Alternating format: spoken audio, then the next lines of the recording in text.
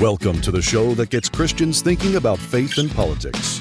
Get ready to challenge the status quo, expand your imagination, and tackle controversy head on. Let's stand together at the intersection of faith and freedom. It's time for the Libertarian Christian Podcast. Welcome to another episode of the Libertarian Christian Podcast, a project of the Libertarian Christian Institute and part of the Christians for Liberty Network. I'm your host, Doug Stuart, and I'm joined by another podcast host, Patrick Miller of the Truth Over Tribe podcast, and he teaches at 10-Minute Bible Talks. He's co-author with Keith Simon of the book Truth Over Tribe, Pledging Allegiance to the Lamb, Not the Donkey, or the Elephant. Patrick, thanks for joining me. Oh, it's fantastic to be here. All right, I've got a complaint right off the bat. Your subtitle, you can blame your publisher, I'm sure. Your subtitle does not include a porcupine. Oh, I'm sorry that I've offended you and all your listeners, but if it makes everyone feel better and not the porcupine, is that what you're looking for? Yeah, right. That's about right.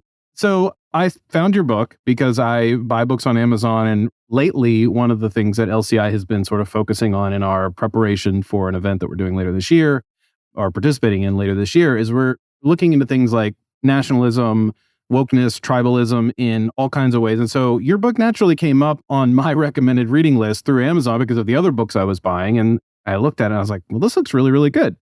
So I bought it, and here we are talking about it. And so I want to talk to you about tribalism. And why don't you just give us a sense of like, well, what is tribalism and what makes that a problem? Because I know some people don't think it's a problem as long as we're not violent. It's funny you say that, because probably the worst mistake we made in a book about tribalism is that we failed to define tribalism. Nowhere in the book will you find a clear definition. And that's in part because I think it's something that most people naturally understand. But if I were to define it, I would describe it as a us versus them mentality.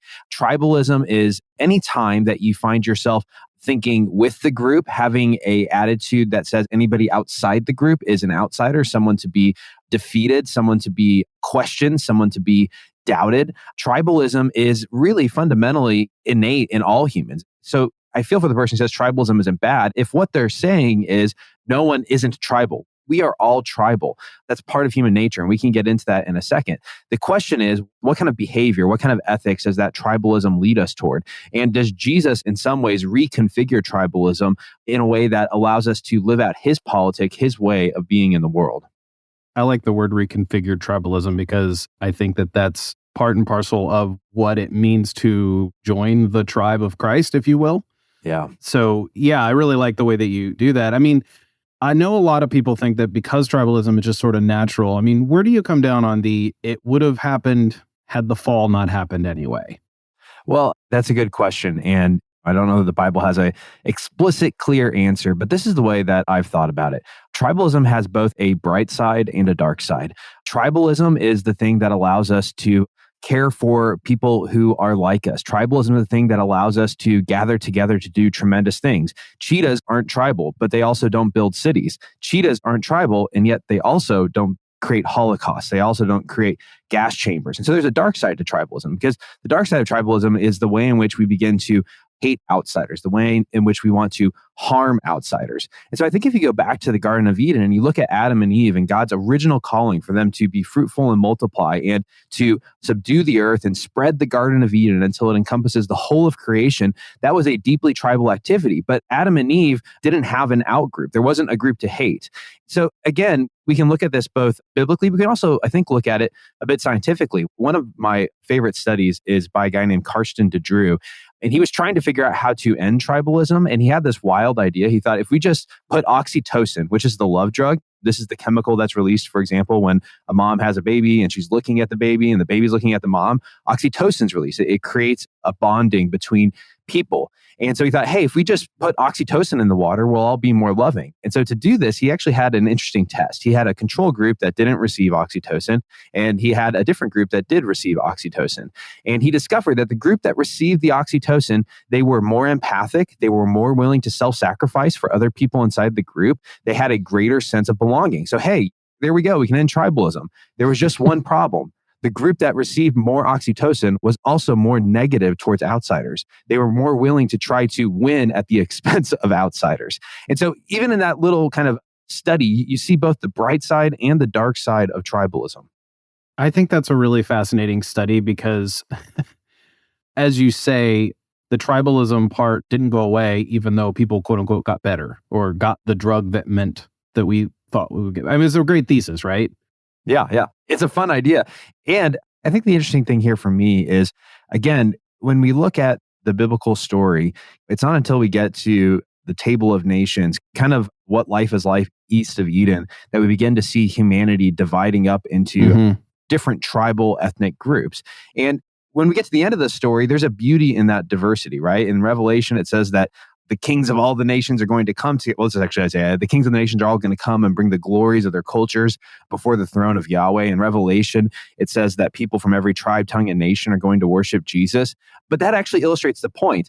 The final vision is of people from these different tribes coming together to form a singular human family, and not one in which they lose their tribal differences, but one in which they're able to celebrate one another's tribal differences. Yeah. And again, this is how Jesus really reconfigured things inside of the church. Because again, normal tribalism looks like exclusion, okay?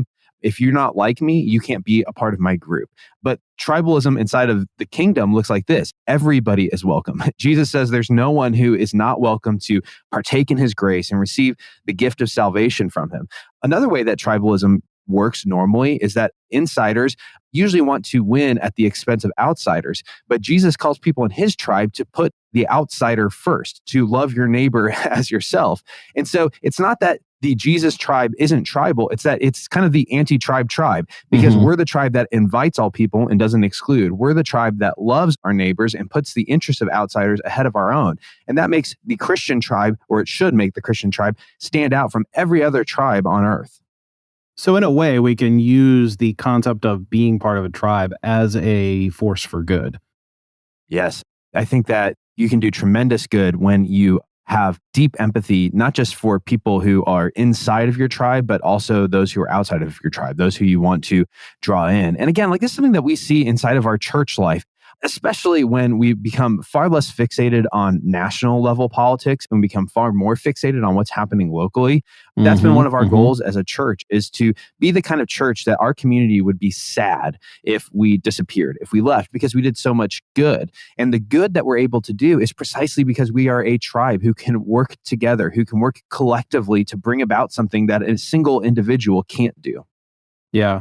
What do you think creates tribes? I mean, what I'm thinking about with that question is, whatever your political persuasion is, I would call myself of the tribe of libertarians, right? And there's the GOP, and then there's the Democratic Party. And then you might just have people who consider themselves progressive versus considering themselves conservatives versus nationalists. And already I'm only listing terms that are political in nature, but we can have tribes that are not necessarily or inherently political in nature. They could just be tribes of like people who are interested in raising puppies.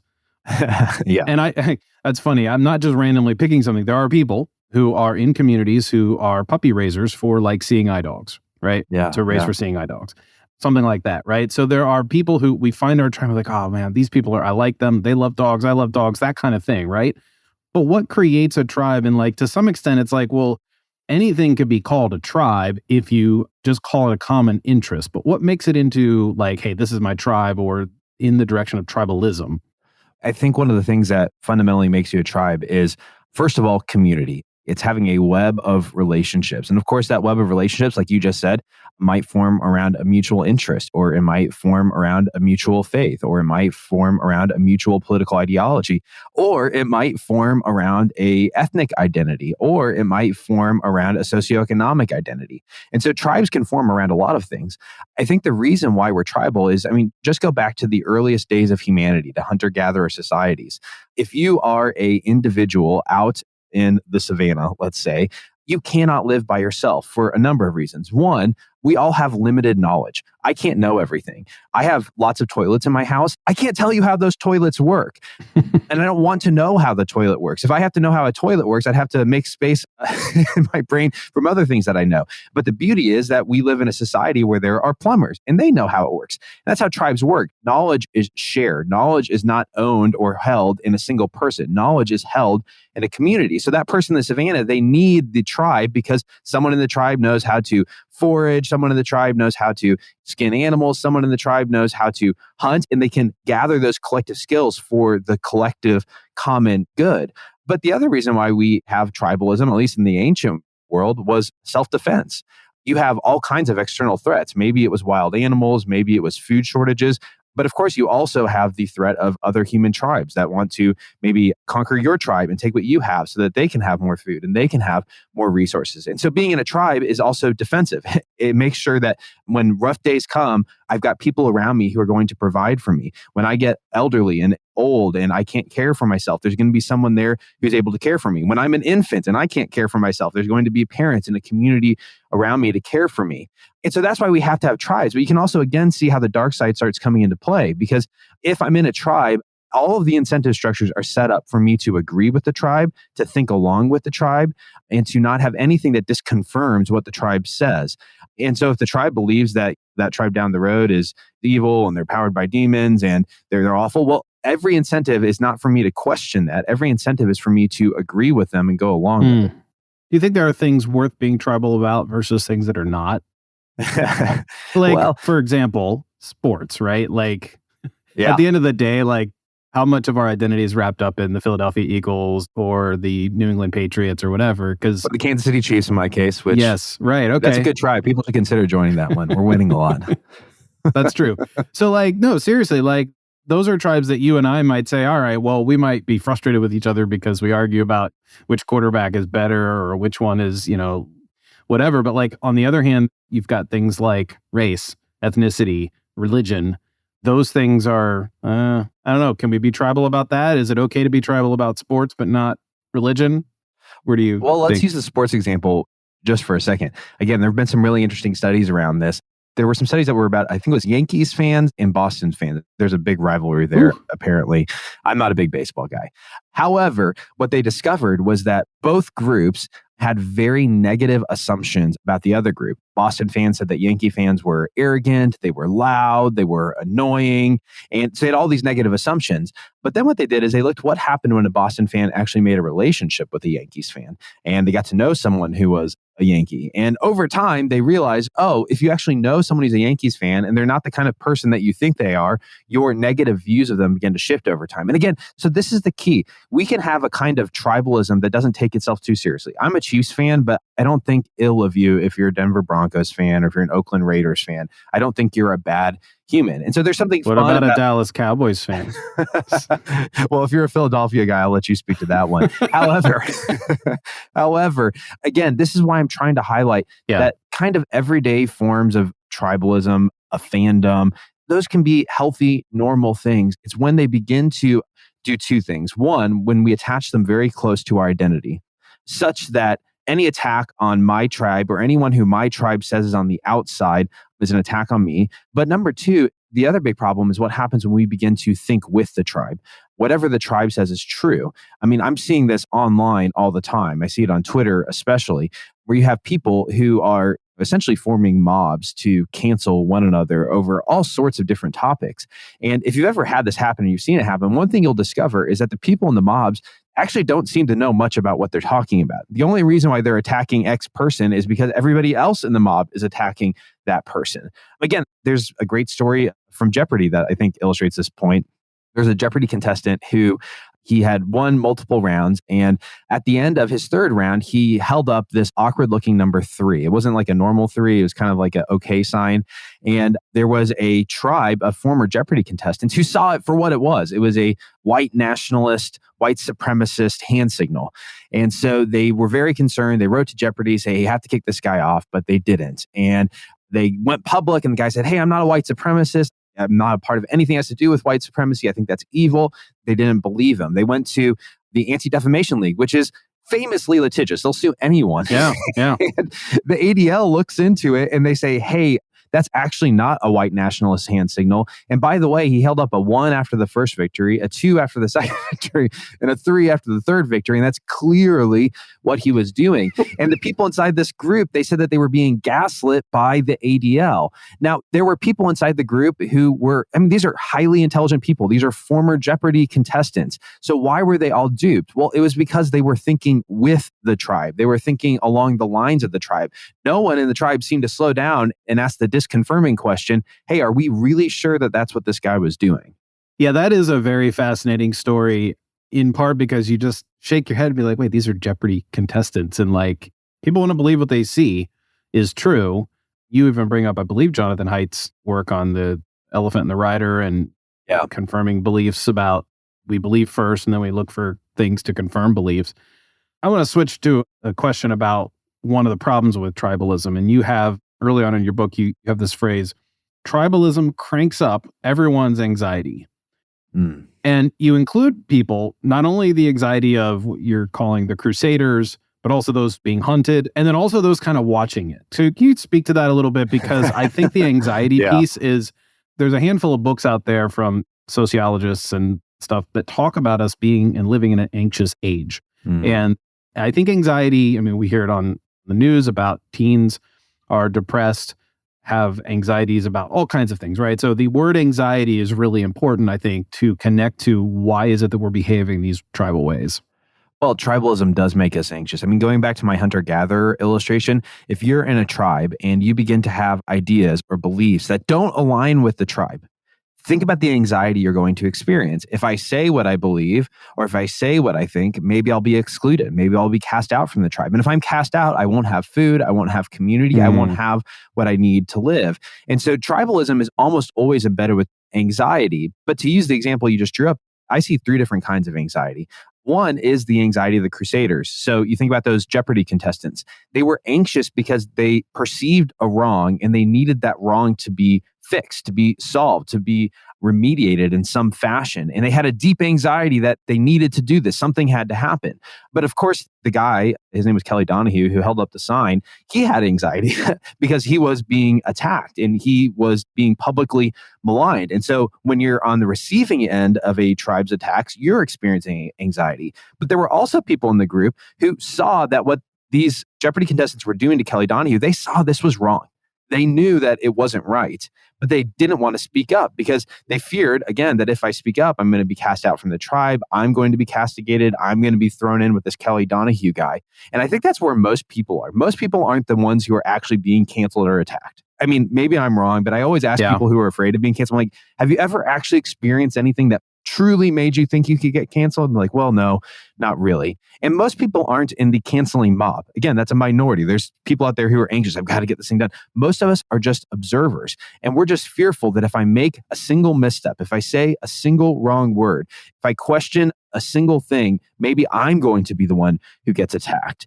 And when you're living in that kind of anxious system, it creates all kinds of malevolence. When I was a little kid, I think I was 6 years old, I remember I was walking down the street and this dog started barking at me. And it wasn't just barking, it starts chasing after me. And I was absolutely terrified. And so I went running and screaming down the street for my mom. She must have heard me from the inside because she came running out and she gets right next to me and then she kneels down and she pets the dog.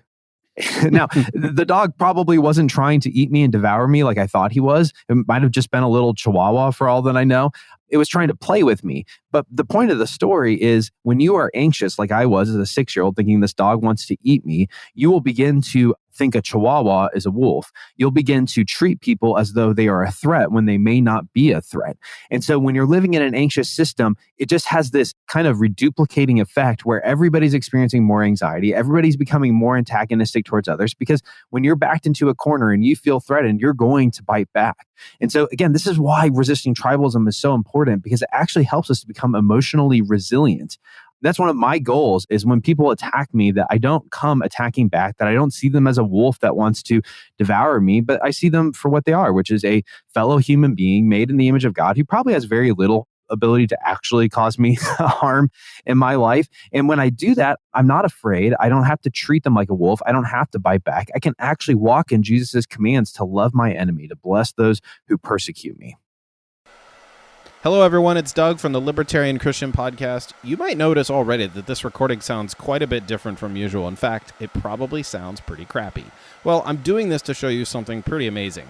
As you might know, the guys over at Podsworth Media have been producing my show for several years, quite a while, hundreds of episodes. And now they have a brand new online app for taking rough recordings like this one and making them sound a whole lot cleaner and a lot more listenable in just a few easy clicks. So here are some of the core features. They remove background noise. It reduces plosives, which is really handy for me because I often forget to put my pop filter on before I do a YouTube video. I often forget to put my pop filter on before I do a YouTube video because pop filters look terrible when you're on camera. It fixes clipping. It removes clicks and pops. It fixes clipping. It removes clicks and pops. It evenly levels dialogue so that you don't have somebody talking really quietly and then somebody talking really loud because they're too close to the mic or too far away from the mic. It evenly levels dialogue so that you don't have somebody talking really quietly and then somebody talking really loud because they're too close to the mic or too far away from the mic. How do you use it? It's easy. You go to podsworth.com, you click Get Started, and because you're a listener to one of the Libertarian Christian Institute's podcasts, you can get 50% off your first order by entering the promo code LCI50. That's LCI50, and you will get 50% off your first order. If you are doing anything like a podcast, a video, a sermon, an audiobook, anything that's spoken word, you want to use podsworth.com and clean up your audio to be even more professional and polished. You want to use podsworth.com and clean up your audio to be even more professional and polished. What do you think the connection between what you call the My Truth movement and tribalism is? The My Truth movement? Yeah, again, this is something that you actually can see on both the left and the right. And we were talking earlier about Christian nationalism or wokeism, but we are living in a highly subjective era in which what I perceive to be true, what I feel to be true, is treated as though it is true. I remember years ago, I did college ministry and I was sitting across the table with a gal and we were kind of talking about this and she was telling me, yeah, truth is not objective. Truth is subjective. You see this one way, I see it a different way. Who's to say who's right? And I said, well, that's right. There are some circumstances where that's probably the case. I go, but that's not true of everything. Like, what about 2 + 2? That equals 4. That's objective. Everybody agrees about that. And she kind of, looked at me and thought for a second. She goes, no, that's not right. I said, well, what do you mean that's not right? And she goes, well, I want you to imagine for a second that there were 2 factories, okay? And in factory 1, there were 2.5 machines. And in factory 2, there were 2.5 machines. Now, I want you to imagine that those 2 factories, they went through a merger. And so they became one factory. And I said, okay. And she goes, so how many machines are there? And I go, well, there's 5. And she goes, well, but there's only 2 factories. So 1 + 1 = 2. And you're saying it's 5. And I'm sitting here thinking, I'm like, what are we talking about? This is such a confusing illustration to try to argue that 2 + 2 doesn't equal 4. And as I walked away from that conversation, it began to make me realize that when we're living in a moment where no one can agree on what objective truth is, the only way to determine what truth is to see who can get the loudest, who can become the most powerful, and whoever is the loudest and is the most powerful controls the conversation. And I think that's what we're seeing in public discourse, where people aren't really debating ideas with one another. They aren't talking about objective realities. They're just yelling and shouting each other down because they believe that, hey, power is going to ultimately be the key. Because once I have the power, my truth becomes the truth. As you were starting that story, because I obviously read that in the book, and right now, James Lindsay is battling people like actual academics who say that 2 + 2 can equal 5. Academically, not just in this weird story that your friend told you. Yeah. I'm like burying my face in my hands because I'm like, oh my gosh, this again. This is 2 + 2 doesn't always equal 4. I wonder though that the whole My Truth thing, let me give you my take on it. Maybe you'll agree or not. First of all, I don't like the phrase My Truth because it gives up some of the game of like, well, wait, aren't we all in favor of finding the truth? Even if we can't agree that it can be ultimately found in some very specified and eternal kind of way, you can say, well, we're all on a journey to find it, right? Our knowledge is provisional and we're going to learn more. But it seems like people who want to use the phrase my truth is like my experience or my lived reality or whatever. And it seems to me that people are equivocating when they say the word truth. They want to communicate what they call their truth as if it's the truth, as opposed to more of a pluralist way of dealing with that, which in my main mind would be like, okay, well, so your truth is that 2 + 2 = something other than 4. Actually, that's probably a terrible example, but like your lived reality or your truth is that you've been discriminated against because of your skin color. All right, I'm a different skin color from you, not you, Patrick, but just this theoretical conversation. I can say, okay, your experience of being discriminated against is part of the truth. We can work together towards something. But as soon as that person steps into the like, no, this is the truth. People of my skin color are discriminated against always. It's like, well, all right, now I can't battle you or I can't even engage you because I'm not even considered to have a truth worth talking about. Like the my truth on the other side of the aisle, so to speak, discriminated or diminished. Does that make sense? No, it makes perfect sense. And again, this is my point. When we don't have common ground, when there aren't shared truths across our culture that we can all kind of broadly agree, hey, this is a base level that we all agree upon, it becomes rhetoric. It becomes arguing over who gets to be right and who gets to be wrong, but not based on, again, any objective shared realities. And again, you see this on both sides. Another story I tell in the book was of a friend of mine who has a PhD in genetics and actually had some expertise in GMOs, genetically modified organisms. And this friend was grabbing lunch with another friend, and that other friend was telling my PhD friend that they weren't going to get the vaccine. And now my friend wasn't going to say, hey, you need to go get a vaccine. They weren't trying to have that argument. She goes, okay, well, that's really interesting. Like, tell me more about why you're not going to get it. And the friend at lunch said, well, it's because I've read that if you take this vaccine, you're going to become a genetically modified organism. It's actually going to change your DNA structure. Now, my friend said, okay, well, there might be some legitimate reasons not to take the vaccine, and we could talk about that. But a vaccine literally cannot turn you into a GMO. That's a very, very complicated process that's basically impossible to do in a complex biological structure like a human being. And her friend continued to argue and say, no, you don't know. It will turn you into a GMO. And my friend said, well, I've got a PhD in this, so I actually do know. And she goes, oh, no, you don't know, because the schools have all taught you wrong. They've all given you misinformation. You've been drawn into a conspiracy. I know the truth. And again, there was no shared sense of reality. There was no base upon which they could agree. And so at that point, again, it becomes rhetoric. Who can yell the loudest, who can become the angriest, or who can, if you're on the left side of things, it's who can be the most victimized, who can be the most marginalized, they win the war. So, I mean, this is what tribalism does to us. We think along with the group, and we believe the group's truth is the ultimate truth, and we argue loudly on behalf of it, whether or not there's any good grounds to do so. I had never thought about, it's interesting, you just use that conspiracy mindset, which is basically what the anti-GMO person was experiencing and sort of behaving like, is that can be a type of tribalism, in that, like, well, it's sort of a Gnostic tribalism, like, well, I have the truth and I've understood that you've been brainwashed through your academic credentials, or you're paid to believe this or whatever, which, to some extent that can be true in certain circumstances, that people are paid to propagate certain quote unquote truths about the either efficacy of a vaccine or whatever. People are nefarious. There are bad people out there, or people acting badly, if you will. But I'd never thought of the connection there between tribalism and conspiracy mindset. I think when it comes to the my truth thing, I actually think about it in our current cultural context. There's two groups that are very much so bought into the my truth mindset: the critical theory camp and the conspiracy theory camp. And the structures of how they think and how they define truth and how they come to conclusions are actually very, very similar epistemic structures. They come to knowledge in very similar ways. One, of course, you're going to see more on the left. One, of course, you're going to see on the far right. But I think it's helpful to see how similar they are. Yeah. Well, and you're not the first person to point out the familiarity of conspiracy thinking that critical theorists tend to engage in. We could probably just veer off on that whole discussion for another hour, but well, I mean, I've experienced this personally. I mean, again, going back into the downsides of tribal thinking is tribes tend to act in one mind, which is why they can become rather mobbish over time. Again, I've experienced this personally. Just recently, this is on the internet, and the internet is one of the most tribal places in the world. I don't know if you can call it a place or not. One of the most tribal places, though. And I was critiquing some people who were acting very much so with a mob mentality around a book that had recently been released. And because I critiqued them for acting like a mob, they in turn acted like a mob and attacked me back.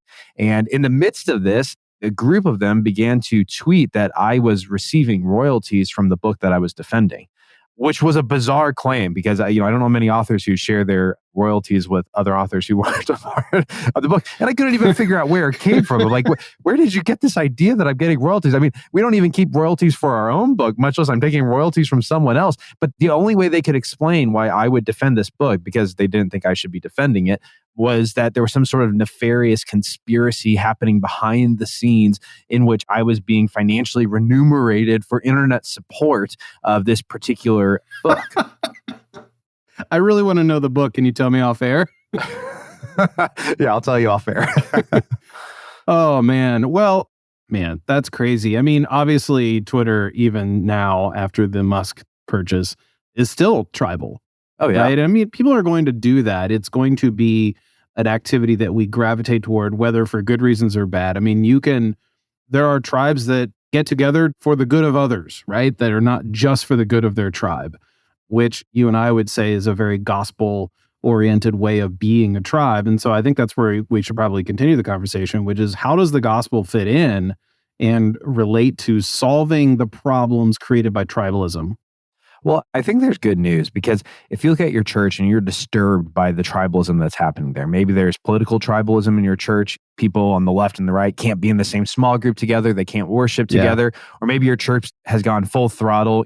They've got the rainbow flag out front, or they've got the MAGA flag out front. They've gone to one camp or the other. And so I know people are feeling exhausted by tribalism in the church, and I don't think tribalism should be there. But the good news is that tribalism is nothing new in the church.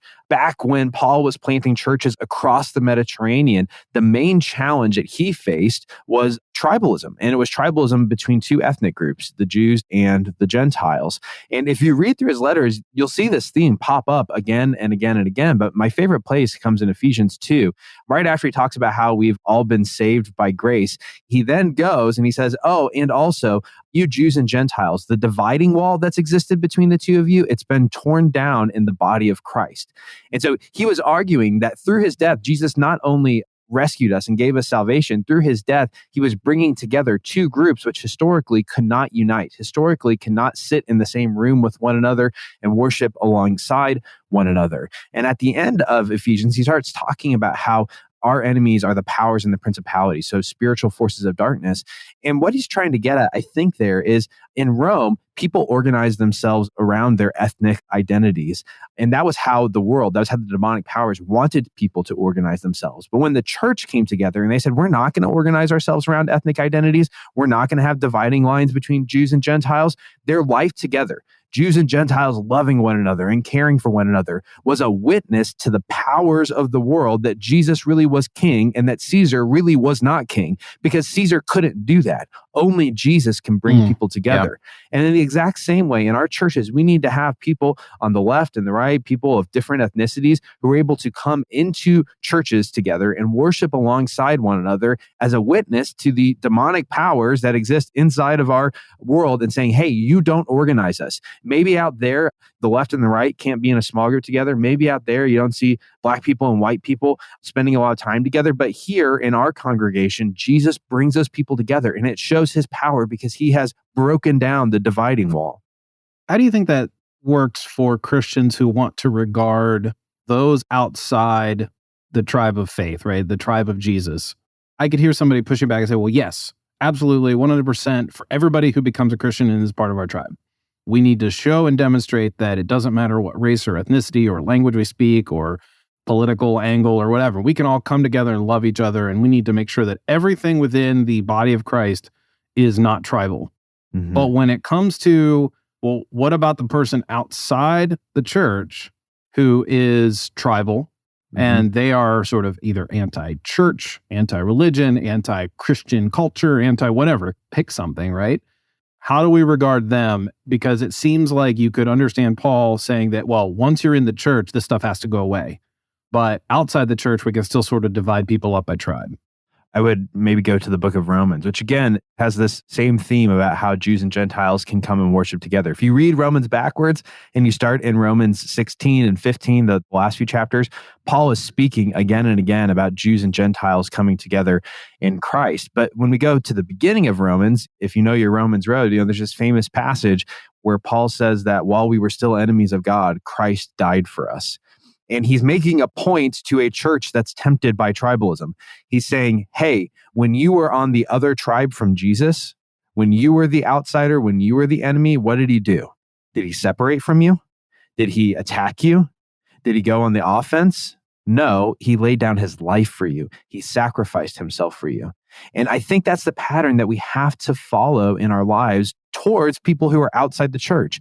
Jesus wants us to lay down our lives for them. Jesus wants us to love our enemies, bless those who persecute us, and seek their good and their welfare. Another great example of this is in Jeremiah 29. You think about the Israelites who lived in Jerusalem. Babylon comes along. They not only conquer Jerusalem, they murder many people's family members. They sexually assault their family members. They raze the city. They burn it to the ground. They lose their life savings. They lose their location, their home, their identity. And then Babylon takes the kind of cream of the crop and moves them to Babylon, from Jerusalem to Babylon.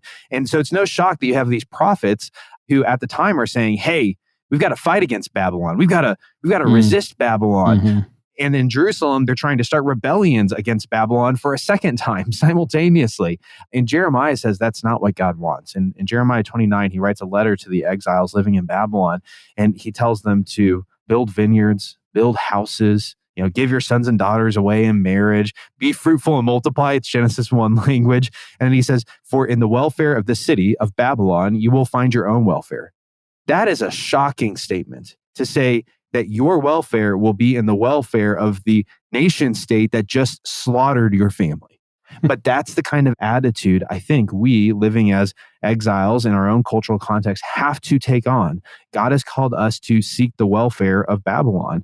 And so having an antagonistic attitude towards those who are outside the church just doesn't jive with the God who died on a cross for his enemies. Hi, everyone. This is Jacob Daniel Winograd. If you're enjoying this podcast, you may want to check out other shows in the Christians for Liberty network, such as my podcast, the Biblical Anarchy Podcast, where we seek to live counterculture to the empire of man by instead seeking the kingdom of God, where we unpack what the Bible teaches about government, authority, and human relationships.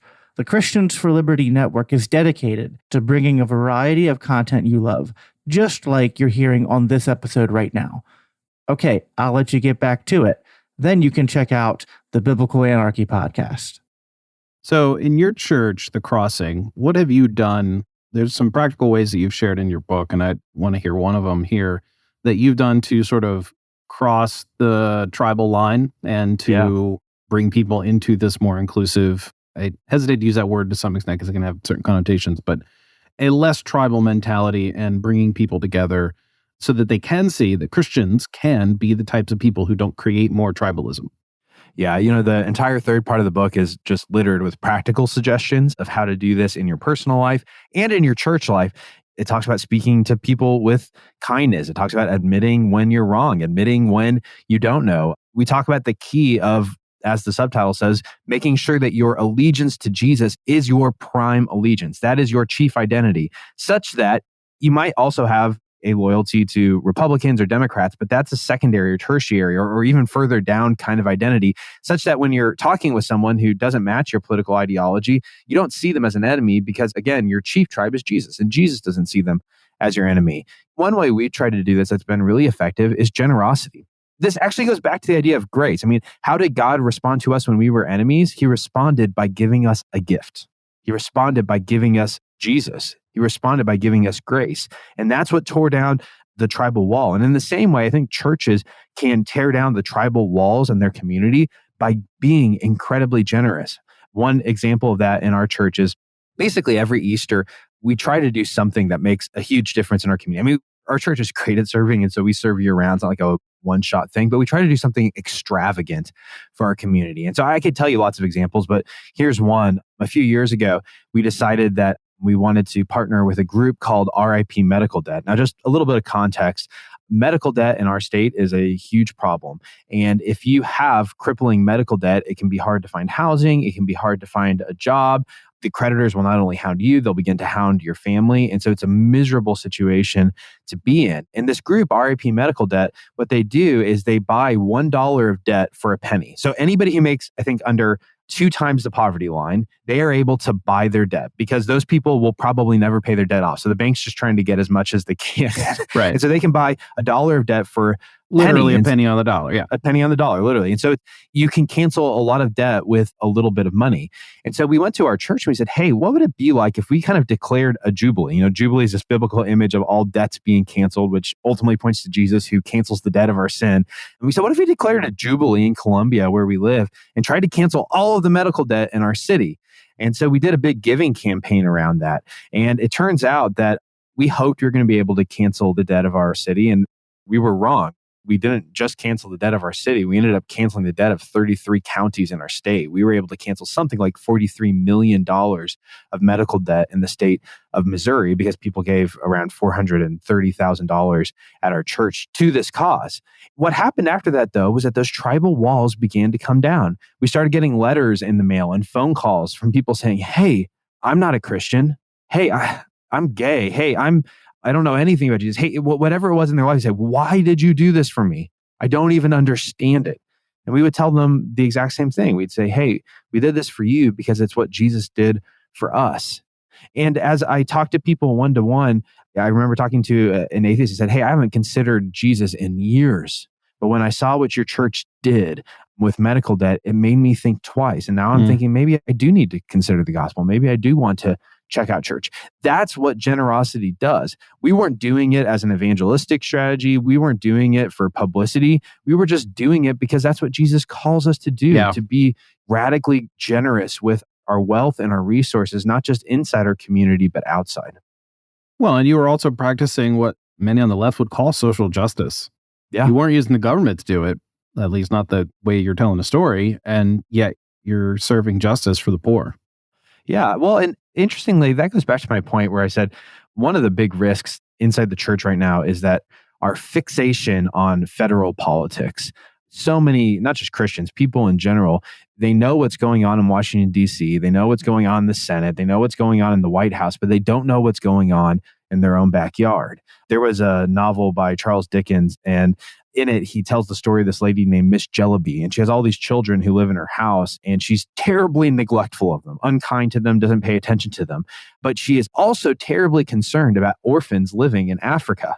And so she's constantly sending these orphans in Africa money and letters and care and concern while ignoring the kids who are right there in her house. And I think that's what we do when we spend all of our time and energy reading about what's happening in Washington, where we have very little power, where we have personally, most individuals, almost no influence, and we're ignoring what's happening in our own backyard, the place where we could actually make a difference if we used our time and our resources to bring shalom, to bring goodness in our communities. And so that's another main goal of the book, is to get people to stop just leave the horse race in Washington behind, and instead focus on what you can do locally, where you can actually make a difference. Well, Patrick, I really appreciate what your church is doing, what you've done with your and Keith's book, Truth Over Tribe. I especially like the subtitle, Pledging Allegiance to the Lamb, Not the Donkey or the Elephant. There's a handful of reasons why that phrase is really important to me as a libertarian Christian and as simply a Christian. And so I really appreciate you taking the time to come on and talk about this. Where do you prefer people buy your book? Is there a bookstore? Or do you just Amazon okay? What do you recommend? The book should be available at any bookstore that you prefer to shop at, and people can go there. Awesome. Well, thanks for joining us. Thank you so much for having me. This has been great. Thank you for listening to another episode of the Libertarian Christian Podcast. If you liked today's episode, we encourage you to rate us on Apple Podcasts to help expand our audience.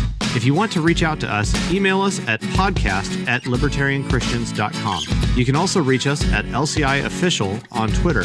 And of course, we are on Facebook and have an active group you are welcome to join. Thanks for listening, and we'll see you next time. The Libertarian Christian Podcast is a project of the Libertarian Christian Institute, a registered 501c3 nonprofit. If you'd like to find out more about LCI, visit us on the web at libertarianchristians.com. The voiceovers are by Matt Bellis and Catherine Williams. As of episode 115, our audio production is provided by Podsworth Media. Check them out at podsworth.com.